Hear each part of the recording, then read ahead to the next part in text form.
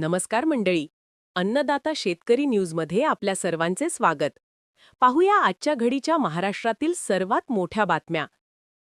अन्नदाता news headlines. विधिमंडळात दादांच्या आठवणीने डोळे पाणावले. मुख्यमंत्री फडणवीसांकडून शोक प्रस्ताव सादर. राज्याचा अर्थसंकल्प 6 मार्चला.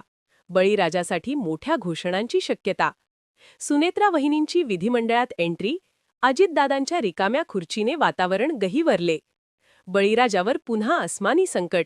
विदर्भ मराठवाड्यात पावसाचा येलो अलर्ट. विधानसभेत आज काय घडलं? आज राज्याच्या अर्थसंकल्पीय अधिवेशनाचा पहिला दिवस.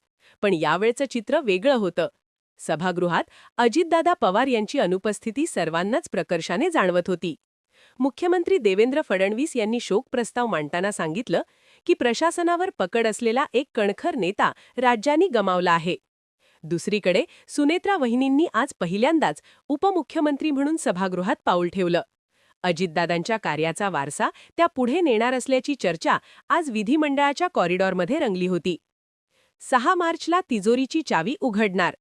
शेतकरी बांधवांनो, यंदाचा अर्थसंकल्प खूप महत्त्वाचा ठरणार आहे. 6 मार्चला मुख्यमंत्री स्वतः राज्याचा अर्थसंकल्प मांडतील.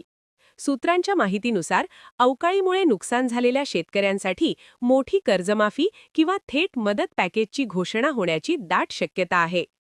शेतकरी सावधान. हवामानाचा अंदाज. शेतकऱ्यांसाठी महत्त्वाची सूचना.